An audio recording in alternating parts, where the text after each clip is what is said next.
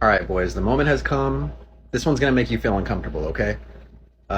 There's a lot of jargon and new lingo that you're going to be learning. I learned a lot over the last couple of weeks leading up to the pregnancy, and especially when I was at the hospital.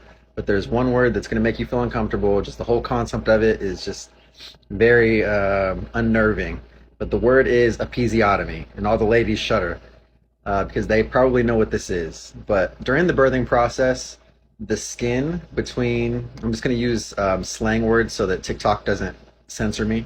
But the skin between the hoo-ha and the poop shoot, I'm sorry, is really elastic, and it facilitates the stretching of the skin so that the baby can come out, but not always. Sometimes the inevitable happens and the skin between those two places rips.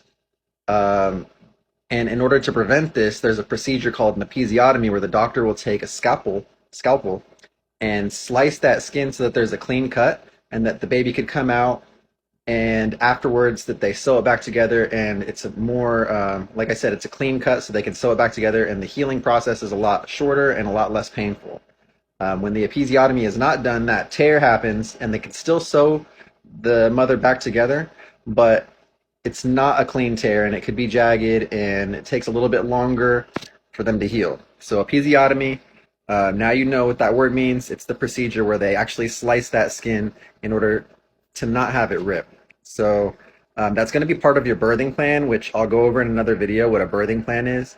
But that's one word that you need to become familiar with, and when they talk about it, know what your significant other, what their plan is for that, because sometimes they don't want one, sometimes they want to see if they can go without it, and sometimes they're like, F that, I do not want to tear, so please make sure you give me the episiotomy when the baby's crowning or when that skin is starting to stretch.